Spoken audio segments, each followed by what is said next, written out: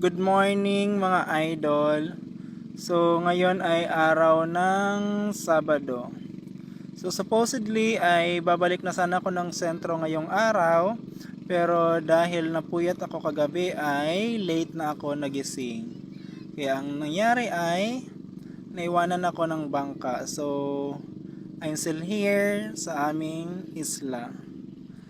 So dahil nga nandito pa rin ako sa isla ay ayan, magbibilad tayo ng mga pugpug natin kahapon, yung gulaman na nakuha natin sa pangpa. So ayan, medyo marami-rami rin yung nakuha natin mga idol kasi kahapon ay naghanap tayo at ngayong araw din. So kailangan na siyang mabilad at nang maging pera na siya. So yun naman ang idol, yung nakuha kong pugpug or yung gulaman. So bale, nakadalawang sako nga ako mga idol. So sabi ko nga sa naunang video, pagkatapos ng bagyo ay dinadagsa yung gulaman dito at nagiging siyang pugpug. So basta masipag ka lang after ng bagyo sa paghahanap ng mga pugpog or gulaman ay makakarami ka. At tiyak, maganda yung pagbibilhan.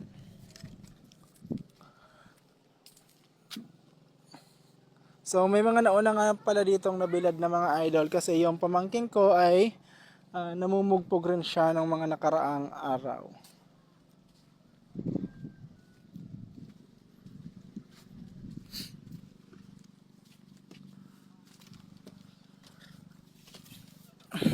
So ito na yung mga isa sa naging libangan ko ngayong weekend dito sa amin kasi wala naman masyadong gagawin. So may oras lang din naman ng paghawak ko ng cellphone at pag online pag nandito ako sa isla. Kasi walang signal dito, kailangan pa mag-piso wifi. So sayang ng coins kung maghapon bababad sa cellphone at mag-i-internet.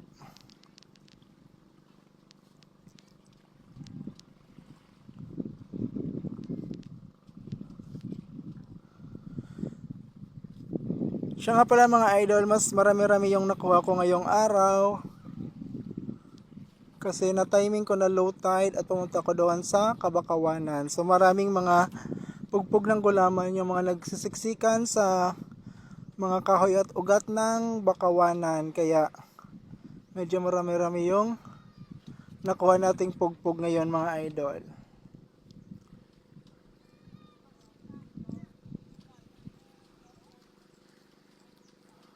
So di ko nga alam kung magkano yung bilihan ng tuyong gulaman dito mga idol. Pero nung nakaraan ay parang umaabot sa 40 to 50 ang kilo. Pero parang bumaba yung bilihan ngayong maulan. So ayan mga idol, tapos na ako magbilad.